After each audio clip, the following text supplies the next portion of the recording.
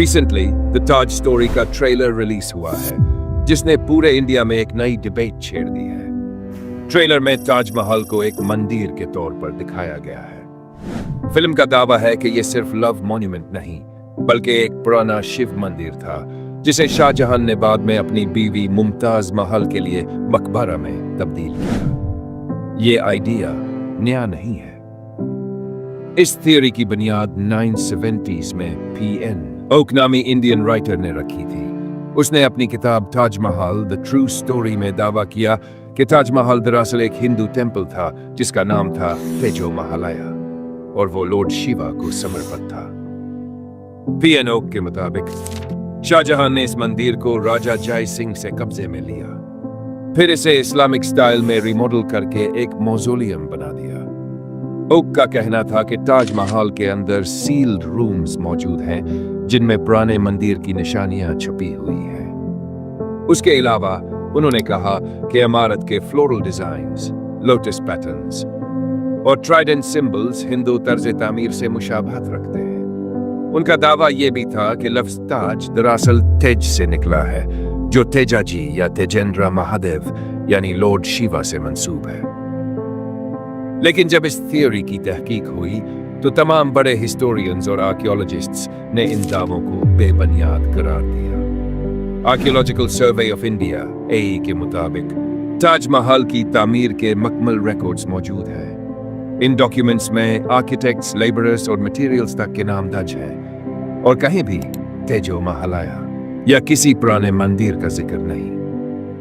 ASI ने यह भी वाज़ेह किया कि जिन रूम्स को सील्ड कहा जाता है, वो दरअसल स्ट्रक्चरल स्टेबिलिटी के लिए बंद किए गए हैं। जब लिमिटेड सर्वे की गई तो वहां कोई आइडल, टेंपल साइन या रिलीजियस कार्विंग नहीं मिली।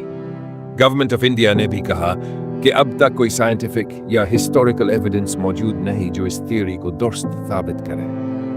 तमाम मुगल एरा डॉक्यूमेंट्स जैसे बादशाहनामा, शाहजहांनामा और कोर्ट रिकॉर्ड्स वाज़ेह तौर पर यह साबित करते हैं कि ताजमहल एक मुगल एरा मॉन्यूमेंट है, जो शाहजहां ने अपनी बीवी मुमताज महल के लिए बनवाया।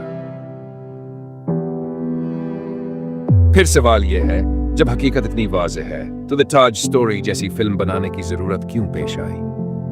क्या फिल्म मेकर्स वाकई ट्रूथ दिखा रहे हैं या एक नया प्रोपेगेंडा बना रहे हैं? सच तो यह है, जब रिलीजन के नाम पर जज्बात भड़काने हों तो ऐसी फिल्में सबसे आसान जरिया बन जाती हैं। ये फिल्म अवेयरनेस नहीं फैला रही, ये ब्रेन वॉशिंग कर रही है। सिनेमा एक ताकतवर हथियार है।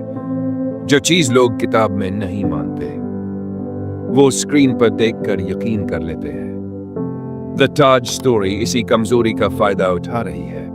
एक अनप्रूवन थियोरी को ड्रामेटिक सीन्स और इमोशनल डायलॉग्स के साथ पेश करके लोगों के जहनों में शक के बीज बोए जा रहे हैं। और यही सबसे खतरनाक चीज है, क्योंकि ये फिल्म ताजमहल जैसे लव सिंबल को रिलीजियस बैटलफील्ड में बदलने की कोशिश कर रही है। तारीख को तोड़ना आसान है, लेकिन सच नहीं बदलता। दुनिया भर के हिस्टोरियंस और यूनेस्को एक्सपर्ट्स के मुताबिक ताजमहल एक मुगल मास्टरपीस है, इस्लामिक पर्शियन आर्किटेक्चर का बेहतरीन नमूना। ये एक मोहब्बत की यादगार है, न कि किसी मजहबी जंग की निशानी। अफसोस की बात यह है कि द ताज स्टोरी जैसे प्रोजेक्ट्स ट्रूथ नहीं, बल्कि नफरत बीच रहे हैं। ये फिल्म लोगों को जोड़ने नहीं, बल्कि मजहब के नाम पर बांटने निकली है। ताजमहल को मंदिर या मकबरा कहना आसान है, मगर सच वही है कि ये मोहब्बत की वो निशानी है जो नफरत के हर तूफान से ऊंची खड़ी है। द ताज स्टोरी शायद बॉक्स ऑफिस पर कामयाब हो जाए, लेकिन इंसानियत के इम्तिहान में बुरी तरह नाकाम है।